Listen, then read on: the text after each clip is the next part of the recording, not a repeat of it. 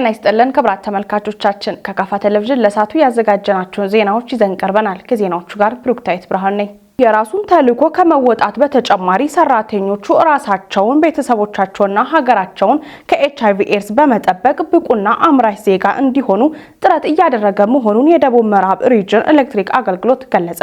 የኤሌክትሪክ አገልግሎቱ በዓለም ለ36ኛ ጊዜ በኢትዮጵያ ለ35ኛ ጊዜ እንዲሁም በክልል ደረጃ ለሁለተኛ ጊዜ የሚከበረውን የኤችአይቪ ኤድስ ቀን በቦንጋ ከተማ በፓናል ውይይት አክብሯል። የበላቸው በላይ ዘገባን ምረት ማሞ ታቀርባለች። በመድረኩ የእንኳን ያደረሳችሁ መልእክት ያስተላለፉት የደቡብ ምዕራብ ኤሌክትሪክ አገልግሎት ዋና ስራ አስፈጻሚ አቶ ብርሃኑ ገብረ ተቋሙ ማህበራዊ ግዴታን ከመወጣት ጋር ተያይዞም ሰራተኞቹ አምራችና ጠንካራ ዜጋ እንዲሆኑ ኃላፊነቱን እየተወጣ ይገኛልም ብሏል። ተቋሙ የራሱን ተልዕኮ ከመወጣትን በተጨማሪም ሰራተኞቹ ራሳቸውን ቤተሰቦቻቸውና ሀገራቸውን እንዲጠብቁ እንዲሁም ብቁና አምራች ዜጋ እንዲሆኑ ጥረት እያደረገ መሆኑንም ተናግረዋል። በኢትዮጵያ ኤሌክትሪክ አገልግሎት የኤችአይቪ ኤድስ መከላከልና መቆጣጠር ሴክሬታሪያል ኃላፊ አቶ አህመድ በዳዳ በበኩል ኤችአይቪ ኤድስ አሁን ላይ በዓለም አቀፍ ደረጃ ቁጥሩ እየጨመረ መጥቷልም ብሏል። በአገራችንም ቁጥሩ በከፍተኛ ደረጃ እየጨመረ መሆኑን ጠቅመው ለዚህም ደግሞ አባባሽ ከሆኑ ምክንያቶች መካከል በተለይ ጦርነትና መፈናቀል፣ የኑሮ ውድነትን ይጠቀሳልም ብሏል። ቫይረሱን መከላከል ስለሚቻል ትኩረት ተሰጥቶ ካልተሰራ ብቁና አምራች የሰው ኃይልን ህይወት ይነጥቃልም ብሏል። ለዚህ ለኤችአይቪ ኤድስ መከላከል ስራ ሁሉም የበኩሉን ድርሻ መወጣት እንዳለበትም አሳስበዋል። በመድረኩም የተቋሙ ከፍተኛ የስራ ኃላፊዎችና ተጋባዥ እንግዶችን ጨምሮም የ18 ማዕከላት ስራ አስኪያጆችና ሌሎች ሰራተኞች ተገኝተዋል። ሰራተኞቹም በተዘጋጀው የደም ምርመራ ፕሮግራም ተሳታፊ ሆኗል። ፈጣን ቀልጣፋና ሚዛናዊ የፍትህ ስርዓትን በመዘርጋት የዜጎችን ሰብአዊና ዲሞክራሲያዊ መብት እንዲከበር ፍርድ ቤቶች ሚናቸው ከፍተኛ እንደመሆኑ መጠን በትኩረት ሊሰሩ ይገባል ተባለ። የደቡብ ምዕራብ ኢትዮጵያ ህዝቦች ክልል ጠቅላላ ፍርድ ቤት የ2016 ዓ.ም የመጀመሪያ ግማሽ ዓመት አፈጻጸም በሚዛን አማን ከተማ እየገመገመ ይገኛል። በግማሽ በጀት ዓመቱ ከ33823 የፍትሐ ብሔር ወንጀል መዝገቦችን ውሳኔ መስጠት መቻሉም ተመልክቷል። ፍጹም ተሾመ ከስፍራው ላደረሰው ዘገባ አዳሙሸቱ በግማሽ ዓመቱ ከ33823 የፍትሐ ብሔርና ወንጀል መዝገቦችን ውሳኔ መስጠት መቻሉ ተመላክቷል። በተጨማሪም የዳኝነት ነጻነት፣ ተጠያቂነት መሪዎች፣ ተግዳሮቶችና ክልላዊ ነባራዊ ሁኔታን የሚዳስስ ሰነድ ቀርቦ ውይይት ተካሂዶበታል። የዕለቱ የክብር እንግዳ የሆኑት የደቡብ ምዕራብ ኢትዮጵያ ህዝቦች ክልል ምክር ቤት ዋና አፈ ጉባኤ አቶ ወንድሞ ኩርታ በክልሉ ፍትህ እንዲሰፍንና መልካም አስተዳደር እንዲረጋገጥ የፍርድ ቤቶች ሚና ከፍተኛ በመሆኑ በትኩረት ሊሰራ እንደሚገባ ተናግረው የክልሉ ጠቅላይ ፍርድ ቤትም ከተቋቋመ ጊዜ ጀምሮ በርካታ ጥናትና ምርምር በማካሄድ በክልሉ ለውጥ እያሳዩ ካሉት ተቋማት ግንባር ቀደም መሆኑንም ገልጸዋል። የክልላችን ጠቅላይ ፍርድ ቤት እንደሚታወቀው ክልላችን ከተመሰረተበት ጊዜና ሰዓት ጀምሮ በክልላችን ውስጥ ካሉ ተቋማት እጅግ በጣም ስራዎችን ከላይ እስከ ታች ድረስ በቅንጅት እየመራ ያለ ተቋም ነው። በተለይ ይህንን ተቋም ልዩ የሚያደርገው ክልል ሆነን እንደ ክልል ከተደራጀን በኋላ በዚህ ክልል ውስጥ በመዋቅር ውስጥ ያሉ ችግሮችን በጥናትና በመለየት አጠቃላይ በክልል በጠቅላይ ፍርድ ቤት በታችኛው ፍርድ ቤቶች ያሉ ችግሮችን በጥናትና በምርምር የለየ ግንባር ቀደም ተቋም ነው። መለየቱ ብቻ ሳይሆን የተለዩ ችግሮችን የእቅዱ አካል አድርጎ መፍትሄ እየሰጠ ያለና እጅግ በጣም ሊመሰገን የሚችል ተቋም እንደሆነ በዚህ አጋጣሚ ላረጋግጥላችሁ እወዳለሁ። የወረዳና የዞን ከፍተኛ ፍርድ ቤቶች ይህንን ተሞክሮ በማስፋት ለዜጎች የፍትህ ተደራሽነት እንዲተጉም አሳስበዋል። ቀጣይ ለሚኖረን ስራዎች እጅግ በጣም ተስፋ ሰጭና እያደረገ ያለውን ጥረት አጠናክሮ ካስቀጠለ የጠቅላይ ፍርድ ቤቱን ፈለግ ታች ያለው ከፍተኛ ፍርድ ቤቶችም በወረዳ ላይም በከተማ አስተዳደር ላይ ያለው ተቋማትም ይህንን ፈለግ ከተከተሉ በክልላችን ውስጥ በአጭር ጊዜ በርካታ የመልካም አስተዳደር ችግሮችን ልንፈታ በምንችልበት ደረጃ ላይ እንዳለ ይታወቃል። ይህን መሰረት በማድረግ እንግዲህ በህገ መንግስቱ የተሰጠውን አጠቃላይ ህግ የመተርጎም ስራዎችን በብቃት እየሰራ ያለ ተቋም ነው። የክልሉ ጠቅላይ ፍርድ ቤት ፕሬዝዳንት አቶ ቆጭቶ ገብረ ማርያም ባደረጉት ንግግር ፈጣን ቀልጣፋና ሚዛናዊ የፍትህ ስርዓትን በመዘርጋት የዜጎችን ሰብአዊና ዴሞክራሲያዊ መብት እንዲከበርና እንዲረጋገጥ ፍርድ ቤቶች ሚናቸው ከፍተኛ በመሆኑ በትኩረት እየሰራን ነው ብለዋል። ኃላፊዎች፣ ዳኞች፣ ባለሙያዎች ከማንኛውም ተጽዕኖ ነፃ በመሆን በሚቀርብላቸው ጉዳይ ላይ የአንድ ወገን ፍላጎትና ጥቅም ብቻ ሳይሆን በጉዳዩ ላይ ተዋናይ ወገኖችን ፍላጎትና ጥቅሞች በመስማት በማዳመጥና በመመዘን በማስረጃና በሕግ ብቻ መስራት ይጠበቅባቸዋል። የዳኝነት ነጻነትና ገለልተኝነት እንዲከበር የሁሉንም አካላት ርብርብ እንደሚፈልግ የገለጹት ፕሬዝዳንቱ ለተግባራዊነቱም ፍርድ ቤቶች ከእቅዳቸው በተጨማሪ የትኩረት መስኮችን በመለየት መስራት ይኖርባቸዋል ብለዋል። በበጀትና በሰው ሀብት አስተዳደር በኩል በዞንና በክልል ደረጃ የተሻለ አፈጻጸም ቢኖረውም በወረዳ ደረጃ ግን ከፍተኛ ተግዳሮት ሆኖ የዳኝነት ተግባራት እንዳይፈጽሙ ችግር በመሆኑ የሚመለከታቸው አካላት ትኩረት እንዲሰጡም ጠይቀዋል።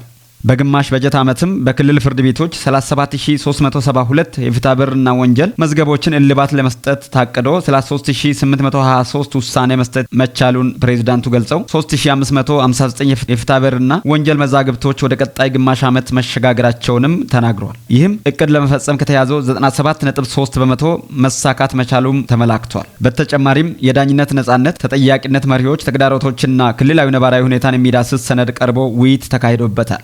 በክልሉ የሚገኙ ከፍተኛ ፍርድ ቤቶች የግማሽ ዓመት አፈጻጸም ሪፖርት ቀርበው ውይይት ተደርጎበታል።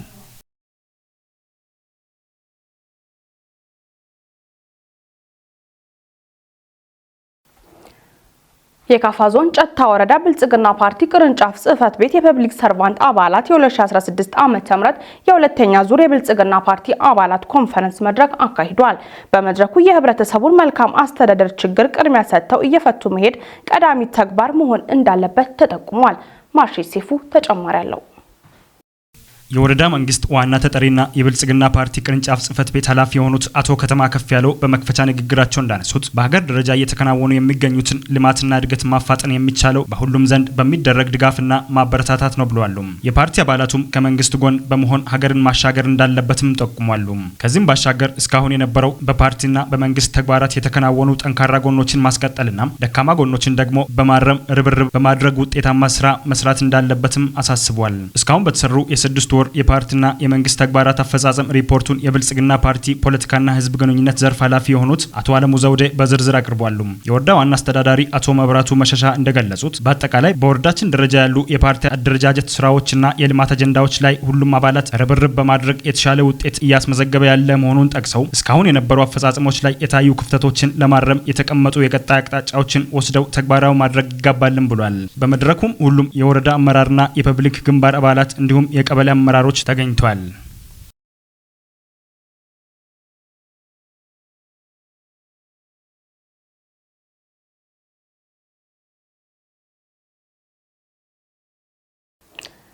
ባለፉት 6 ወራት ከ2.7 ቢሊዮን ብር በላይ ገቢ ተሰብስቧል ሲሉ ወይዘሮ ህይወት አሰግድ ገለጹ። ግብር ከፋይ ማህበረሰብ ግብርን በወቅቱና በታማኝነት በመክፈል የህዝቡን የመልማትና የመልካም አስተዳደር ክፍተት ለመሙላት የሚደረገውን ጥረት ሊያግዝ እንደሚገባ የደቡብ ምዕራብ ኢትዮጵያ ህዝቦች ክልል ገቢዎች ቢሮ አሳሰበ። ለዝርዝሩ ጽዮን ታደለ። የክልሉ ገቢዎች ቢሮ ኃላፊ ወይዘሮ ህይወት አሰግድ በተያዘው በጀት ዓመቱ 6 ቢሊዮን 213 ሚሊዮን ብር ለመሰብሰብ ታቅዶ በ6 ወራት ውስጥ 2 ቢሊዮን 721 ሚሊዮን 400 ሺህ ብር በላይ መሰብሰቡን ተናግረዋል። ይህም የእቅዱን 87.7 በመቶ መሆኑን ገልጸው ከአምናው ተመሳሳይ ወቅት ጋር ሲነጻጸር 702 ሚሊዮን 248 ሺህ ብር በላይ ብልጫ እንዳለው ገልጸዋል። በየደረጃው የሚገኙ አመራሮች የገቢ ጉዳይ ላይ ትኩረት አድርገው እየሰሩ መሆናቸው፣ የተለያዩ ማሻሻያዎችና የህግ ማዕቀፎች ተግባራዊ መሆናቸው ለገቢ መሻሻል አስተዋጽኦ አበርክተዋል ብለዋል። ወይዘሮ ህይወት አክለውም ባለሙያዎቹ ለህግ ተገዢ አለመሆን፣ ግብር ከፋዩ የህብረተሰብ ክፍል ለተጠቃሚ ደረሰኝ አለመስጠትና ሸማቹ ማህበረሰብም ጠይቆ አለመቀበል በበጀት ዓመቱ የተስተዋሉ ክፍተቶች እንደነበሩም ጠቁመዋል። ሁለተኛው አጋማሽ እነዚህንና ሌሎች ክፍተቶችን በመቅረፍ እቅዱን ለማሳካት ጥረት ይደረጋል ብለዋል። 73 ግብር ከፋዮች ላይ በተወሰደ ህግ የማስከበር ስራ 3.9 ሚሊዮን ብር ተሰብስቦ ወደ መንግስት ካዜና ገቢ መደረጉን የገለጹት ኃላፊዋ በተደረገው ኦዲት ግኝት 44.5 ሚሊዮን ብር ተገኝቷል ብለዋል። በክልሉ ከሚገኙ 6 ዞኖች የቤንች ሸኮ ዞን ገቢ ገቢን ከ100% በላይ በመሰብሰብ ቀዳሚ ስለመሆኑ ተገልጿል። በክልሉ የሚገኙ ግብር ከፋዮች ግብር የመንግስት ውክልና ሰጥቷቸው የሚሰበስቡት መሆኑን ተገንዝበው ገቢው የህዝቡን የማልማትና የመልካም አስተዳደር ክፍተት ለመሙላት የሚውል በመሆኑ በተገቢው እንዲሰበስቡና ሸማቹ ማህበረሰብም ደረሰኝ በመጠየቅ የዜግነት ግዴታውን እንዲወጣ ኃላፊዋ ጥሪ አቅርበዋል። ዘገባው የደቡብ ሬዲዮና ቴሌቪዥን ድርጅት ቦንጋ ኤፍኤም ጣቢያ ነው። በሌላ ዜና ኢትዮጵያ ከሶማሌላንድ ጋር የፈረመችውን የወደብ ስምምነት በመግለጫ ጋጋታ እንደማታቆም ገለጸች። ሚኒስቴሩ ግብጽ ለኢትዮጵያ አለመረጋጋት በቀጥታም ሆነ በተዘዋዋሪ እየሰራች መሆኗን አስታውቋል።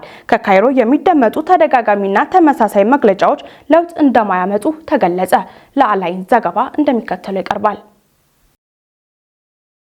የውጭ ጉዳይ ሚኒስቴር ቃል አቀባይ አምባሳደር መለስ አለም በወቅታዊ የዲፕሎማሲ ጉዳዮች ዙሪያ መግለጫ ሰጥተዋል። አምባሳደር መለስ አለም በመግለጫቸው ላይ ካነሷቸው ጉዳዮች መካከል የኢትዮጵያና ራስ ገዟ ሶማሌ የመግባቢያ ስምምነት ዋነኛው ነው። አረብ ሊግን ጨምሮ በርካታ ሀገራትና ተቋማት በመግባቢያ ስምምነቱ ዙሪያ መግለጫ ማውጣታቸው በኢትዮጵያ ላይ የሚያደርሱት ጫና ምንድነው በሚል ከጋዜጠኞች ለቀረበላቸው ጥያቄ ኢትዮጵያ በመግለጫ ጋጋታ የምትረበሽ ሀገር አይደለችም ሲሉ አምባሳደር መለስ ተናግረዋል። ቃል አቀባዩ አክሎም ከካይሮ ለአመታት ተመሳሳይ መግለጫዎች ሲወጡ ነበር። የጦርነት ነጋሪ ሳይቀር በቀጥታ ቴሌቪዥን ስርጭት ሲተላለፍ ነበር። ነገር ግን ኢትዮጵያ የህዳሴ ግድቡን አላቆመችም። አሁንም በመግለጫ የሚቆምና የሚሸበር የለም ብለዋል። ኢትዮጵያ ትልቅ ሀገር ነች፣ በመግለጫ የሚሸበር ሀገርና ህዝቦች አይደለንም ያሉት አምባሳደር መለስ የኢትዮጵያ ጥያቄ የፍትህ ጉዳይ ነው፣ የማስረዳት የዲፕሎማሲ ስራዎች እየተሰሩ እንደሆነም በምላሻቸው ላይ ጠቅሰዋል። ኢትዮጵያ እንዳትረጋጋ በቀጥታም ሆነ በተዘዋዋሪ እየሰራች ነው ያሉት ቃል አቀባዩ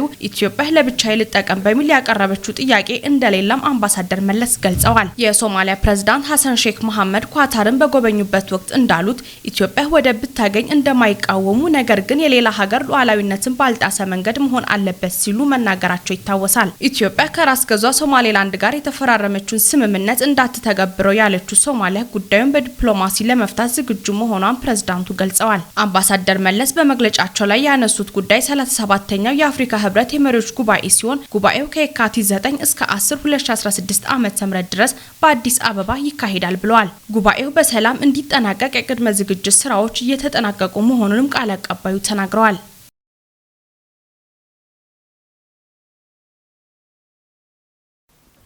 ወደ ስፖርት ዜና ስናልፍ በኮት ዲቫር እየተካሄደ የሚገኘው 34ኛው የአፍሪካ ዋንጫ የምድብ ጨዋታዎች ተጠናቀቁ። በ4-0 ሽንፈት አስተናግዳ ከውድድሩ ለመሰናበት ጫፍ ላይ የነበረችው አስተናጋጇ ሀገር ኮት ዲቫር ምርጥ ሶስተኛ ሆና ጥሎ ማለፉን ተቀላቅላለች። የ7 ጊዜ ሻምፒዮኗ ግብጽ ሶስቱንም የምድብ ጨዋታዎች በተመሳሳይ 2-2 ብታጠናቀቅም ከምድቧ ሁለተኛ ደረጃን ይዛ 16 ውስጥ ገብታለች። በኬፕ ቨርድ ተሸንፋ ከግብጽና ሞዛምቢክ ነጥብ የተጋራችውና የአፍሪካ ዋንጫን 5 ጊዜ ያነሳችው ጋና ከውድድሩ ተሰናብታለች። ከምድብ 3 ሴኔጋል በ9 ነጥብ፣ ካሜሮንና ጊኒ ደግሞ በተመሳሳይ 4 ነጥብ ጥሎ ማለፉን መቀላቀላቸውን አረጋግጠዋል። በ1990 ራሱ ያዘጋጀችውን በ2019 ደግሞ ግብጽ ያስተናገደችውን የአፍሪካ ዋንጫ ያነሳችው አልጄሪያና የ2004ቱን ሻምፒዮና ቱኒዚያ ከኮት ዲቫር የአፍሪካ ዋንጫ ተሰናብተዋል። ክብራት ተመልካቾቻችን ከካፋ ቴሌቪዥን ለሳቱ ያዘጋጀናችሁ ዜናዎች እስካሁኖቹ ነበሩ። ዜናዎቹን እየመራው እኔ ብሩክታይት ብርሃኑ አብራችሁ ቆይታ አደረግኩ። ከቀሪ ካፋ ቴሌቪዥን መሰናዶች ጋር መልካም ጊዜ